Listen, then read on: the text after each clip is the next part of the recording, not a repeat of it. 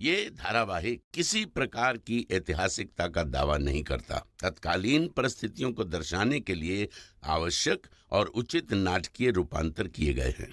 ऐतिहासिक रूप से जोधाबाई के स्थान पर हरकाबाई, हीर कुंवर जैसे नाम इतिहास में प्रचलित हैं।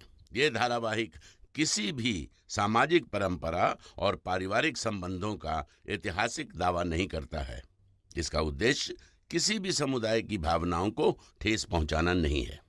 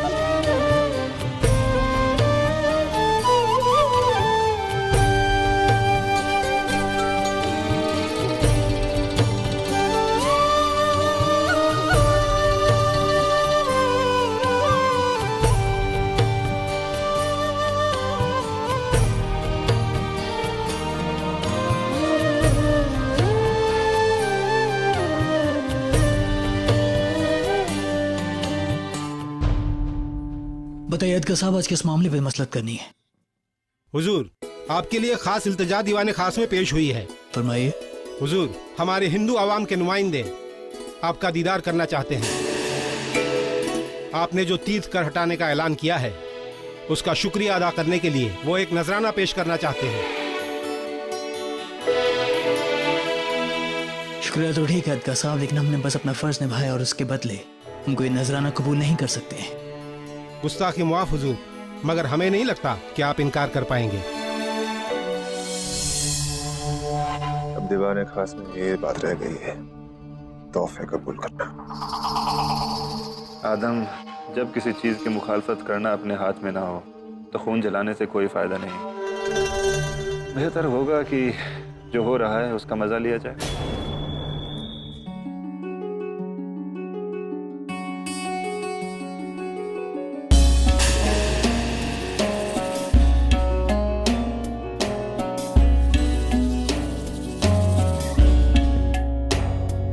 प्रणाम शहंशाह। आदाब। शहंशाह, आपने जो हम पर कृपा की है उसके लिए हम हृदय से आपके आभारी हैं। शुक्रिया कहने की जरूरत नहीं है, हमने बस अपना फर्ज निभाया है। इस फर्ज को समझ पाना बहुत बड़ी बात है शहंशाह। आज संसार को आपने एक सीख दी है कि हर किसी को अपना धर्म मानने का, अपनी तरीके से पूजा करने का अधिकार है। सर्वोधर्म सद्भाव का जो उदाहरण आज आपने रखा है वो सदियों तक संसार का मार्ग प्रशस्त करेगा। आपने तीर्थ कर हटाकर न केवल अपने उदार हृदय का परिचय दिया है, बल्कि हम लोगों पर से बड़ा आर्थिक बोझ भी हटा दिया है। एक शहंशाह अपने अवाम के लिए अतालिक की तरह होता है। अपने अवाम की मुश्किलों को समझना, उसके जज्बात की कदर करना एक शहंशाह का फर्ज होता है। हम कोशिश करेंगे कि आगे भी हम इसी तरह अपने फर्ज निभाते रहें, अपनी अवाम को खुश रखें और उनकी खिदमत करते रहें। अपने इस महान शहंशाह के लिए हम एक छोटी सी भेंट लाए हैं, कृपया स्वीकार करें। हम बस इतना कहना चाहेंगे कि आपकी दुआ और मोहब्बत ही हमारे लिए काफी है, हमें किसी नजराने की जरूरत नहीं। कृपया इसे स्वीकार कीजिए, हमें अति प्रसन्नता होगी।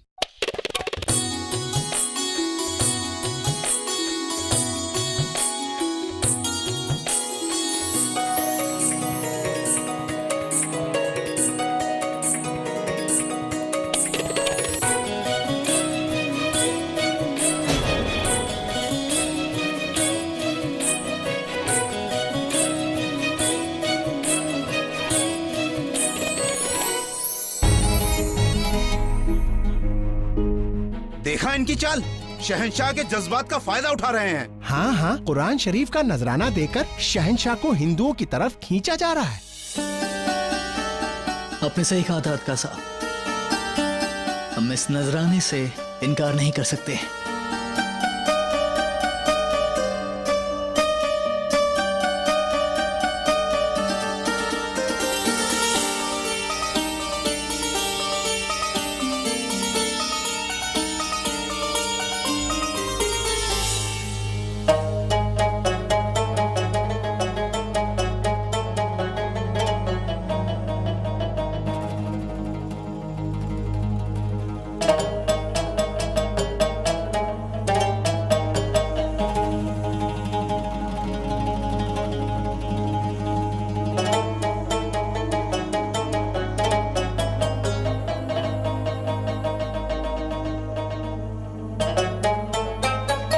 कैसे बयां करें कि उस वक्त हमें क्या महसूस हो रहा था। मरे मुसलमान इन दो नुमाइंदों ने हमें कुरान पाक नजर की। उस दिन एहसास हुआ कि जिस चांद को देखकर ईद के आने का ऐलान होता है, वही चांद हिंदुओं में करवा चौथ को पूजा जाता है।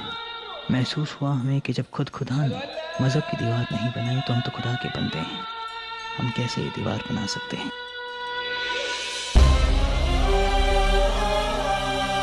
उस दिन हमारे हाथ इस दुआ में उठे कि या खुदा हमारे गुनाहों को बख्श दे, जितनी जल्दी हो सके जोधा बेगम को आकर वापस भेज दे।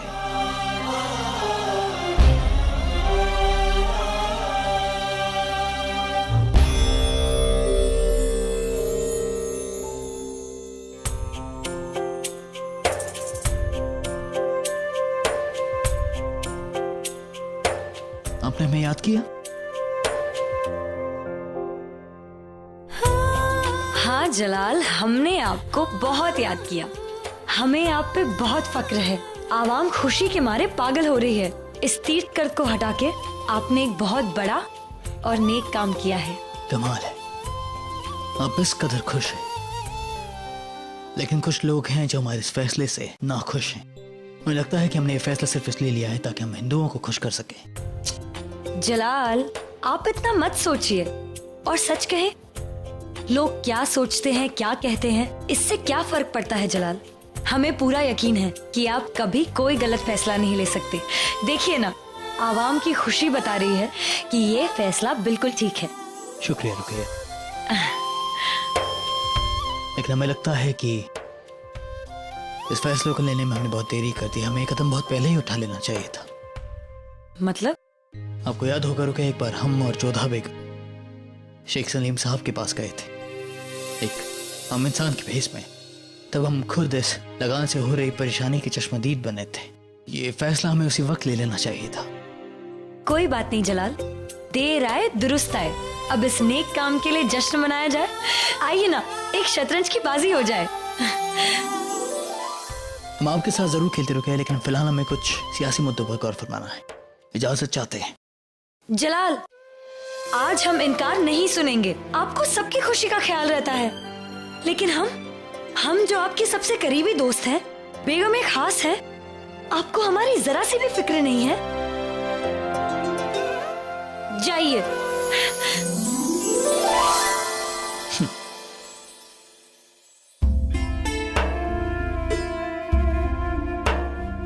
ठीक है रुकैया, लेकिन सिर्फ एक बाजी। ठीक है, अगर आप अपने आप को दूसरी बाजी खेलने से रोक पाए तो।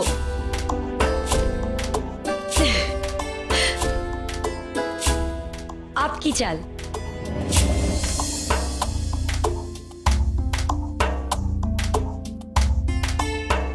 गुस्ताखी माफ बेगम साहिबा बाहर एक। कितनी बार कहा है तुमसे, जब हम शहंशाह के साथ हो तो हमें खलल पसंद नहीं है। जी हुजूर, मगर ना मतलब ना, समझ में नहीं आता तुम्हें? इतना गुस्सा ठीक नहीं है रुकैया। क्या बात है? हुजूर, आमिर से एक पैगाम आया है आपके लिए। आमिर से? पैगाम है तो क्या, पैगाम बाद में भी पढ़ा जा सकता है। तुम जाओ यहाँ से। नहीं रुकैया, हमारे देखना जरूरी है, हो सकता है कोई संजीदा मसला हो। हम अभी आते हैं।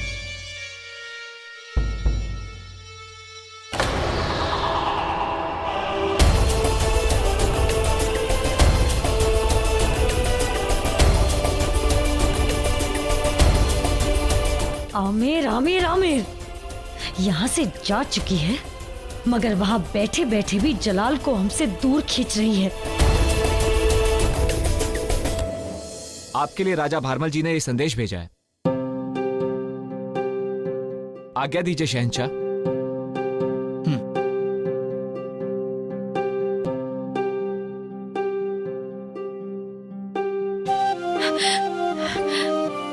ये एक पैगाम है, जरा हमें पढ़कर सुनाना। लेकिन जलाल, हमारी शतरंज की बाजी का क्या?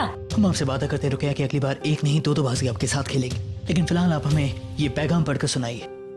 ठीक है, लेकिन 2 बाजी। पक्का। ये पैगाम।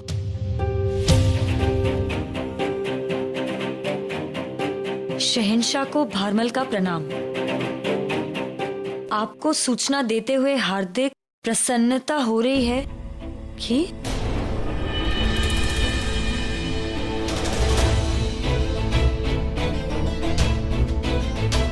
कि जोधा ने आगरा लौटने का निर्णय कर लिया है।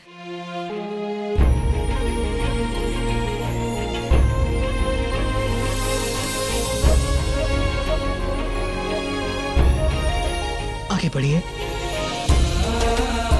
जी, इस पत्र को भेजने से पहले ही जोधा अपने भाइयों के साथ प्रस्थान कर चुकी है। जब तक आपको ये पत्र मिलेगा, वो यात्रा का बड़ा भाग तय कर चुकी होंगी। ईश्वर आपको प्रसन्न रखे। राजा भारमल। इसका मतलब जोधा बेगम ने हमें माफ कर दिया।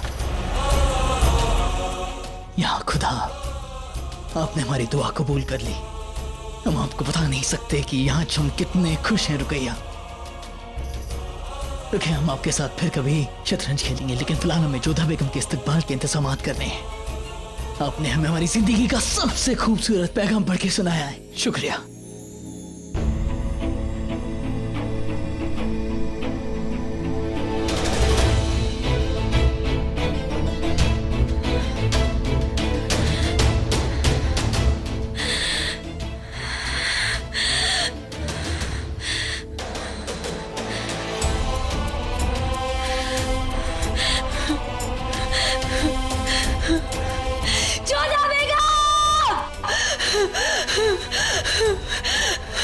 हमें नफरत है तुमसे, तुम्हारे नाम से, तुम्हारे वजूद से। अम्मी जान, अम्मी जान, अम्मी जान, हमारी बीवी, आपकी बेटी वापस लौट रही है। क्या? एक बार फिर से कहो जलाल। अम्मी जान, अभी आमिर से पैगाम मिला है कि जोधा बेगम आगरा के लिए निकल चुकी है। जलाल, तुम नहीं जानते तुमने हमें क्या खबर दी है। या खुदा, तेरा लाख शुक्र, आखिर तूने हमारी दुआ कबूल कर ही ली। सलीमा बेगम, हमें चुटकी काटिए। हम नहीं चाहते कि हमारी आंख खुले और हमें लगे कि ये सब एक ख्वाब है। ये ख्वाब नहीं अम्मी जान, ये हकीकत है। हम जानते हैं कि जो गुनाह हमसे हुआ वो काफी संजीदा है, लेकिन हमने ये उम्मीद नहीं छोड़ी थी कि एक दिन आप हमें मुआफ कर देंगे। जलाल, जो बीत गया उस पर शर्मिंदा होकर कुछ हासिल नहीं होगा। हम चाहते हैं कि तुम बीते हुए कल से सबक लो और आने वाले कल को बेहतर बनाओ। हमें उम्मीद है कि तुम और जोधा इस वाकये से सबक लोगे, एक दूसरे पर यकीन बनाए रखोगे, एक नई शुरुआत करोगे और इस नई शुरुआत की शुरुआत भी बेहद खूबसूरत होनी चाहिए। हम चाहते हैं कि जोधा का इस्तकबाल बड़े पैमाने पर हो। बेशक अम्मी जान, ऐसा ही होगा। मुगल सल्तनत की बेगम, आपकी बेटी, हमारी बीवी आगरा का नूर वापस लौट रहा है। उनके वापस आने की खुशी में सिर्फ ये महल ही नहीं, पूरा आगरा जश्न मनाएगा। अम्मी जान, उनकी वजह से ही हम सिर्फ जमीन पर ही नहीं, लोगों के दिलों पर हुकूमत कर पाए। उनकी सीख की वजह से हम जिल्ले लाही बन पाए, जिसकी वजह से आज लोग खुदा के बाद हम पर यकीन करते हैं। इसलिए आप फिक्र मत करिए, यकीन मानिए हमारा कि उनका इस्तकबाल इतना बड़ा होगा कि तारीख याद रखेगी। और सलीमा बेगम, हमें आपकी मदद चाहिए। हुक्म कीजिए शहंशाह। हम चाहते हैं कि हरम के इंतजामात की निगरानी आप रखें। जोधा बेगम का ख्वाब गाँव के कानों को रखने की जगह को संवारने की जिम्मेदारी आपकी होगी। हमें ये जिम्मेदारी निभाकर खुशी होगी शहंशाह, और सबसे ज्यादा खुशी हो रही है आपको महीनों बाद इतना खुश देखकर, आपके चेहरे पर मुस्कान देखकर। हम वाकई आज बहुत खुश हैं। हमें पहली बार जिंदगी में ऐसा एहसास हो रहा है और हम इस एहसास को जीना चाहते हैं।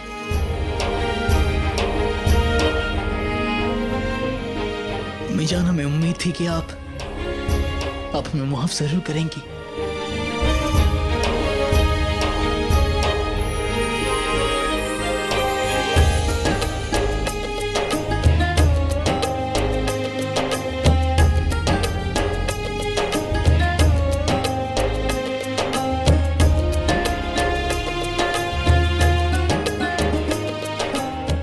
इजाजत चाहते हैं।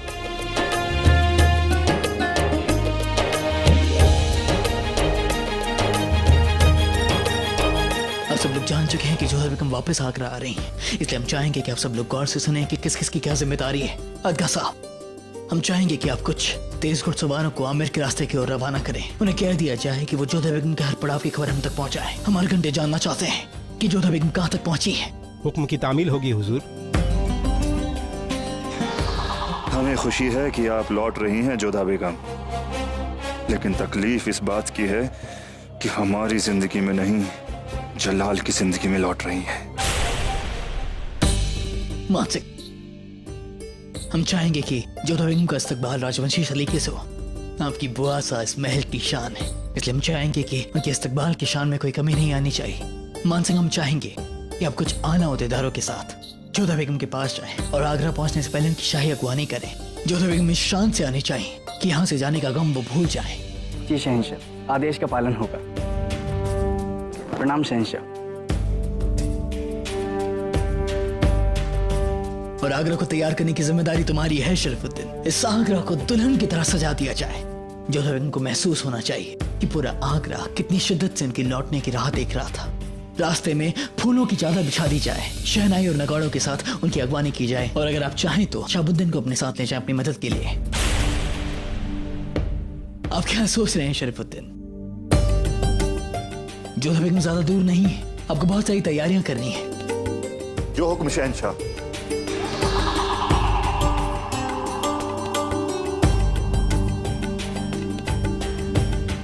और टोडल मिल साहब, आगरा के दरवाजे पर हम जोधा बेगम की अगवानी खुद करेंगे। हम चाहेंगे कि आप तमाम इंतजामात एक बार फिर से देख लें। उनकी अगवानी इस तरह होनी चाहिए कि तारीख में आज तक किसी की ना हुई हो। जो आ गया शहंशाह।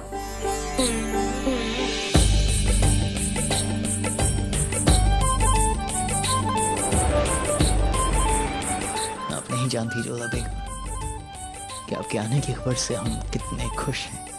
हमारे दिल का बोझ हल्का हो गया है। सुना मोती भाई, आमिर से पैगाम आया है, जोधा बेगम आगरा लौट रही है। शहंशाह ने उनकी अगवानी में बड़े इंतजाम करवाए हैं। सच? हाँ। हे कान्हा, तुम्हारा कोटि कोटि धन्यवाद। हमारी सखी जोधा आ रही है। उसका कक्ष सजाना होगा।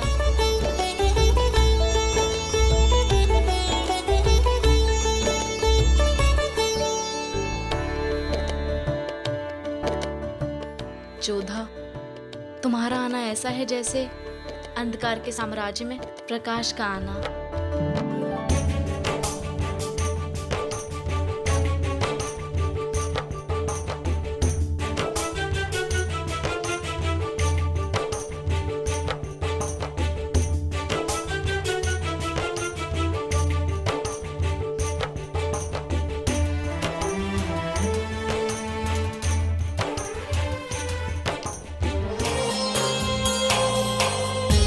सारे इंतजामात माकूल होने चाहिए।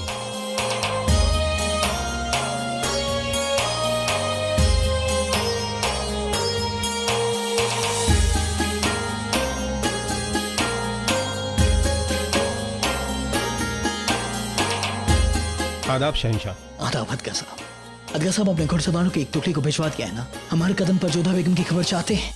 हुक्म की तामील की जा चुकी है शहंशाह। हमें दिल से खुशी है कि आपके चेहरे की मुस्कान लौट आई है। हम बचा फरमाते हैं अदगा साहब। जोधा बेगम जिंदगी से गया कहीं, हर उम्मीद हर खुशी खो दी थी हमने, लेकिन आज जब उनके आने की खबर मिली है तो दिल के अंधेरे में एक रोशनी जाग गई है। हम बता नहीं सकते अदगा साहब कि हम आज कितने खुश हैं।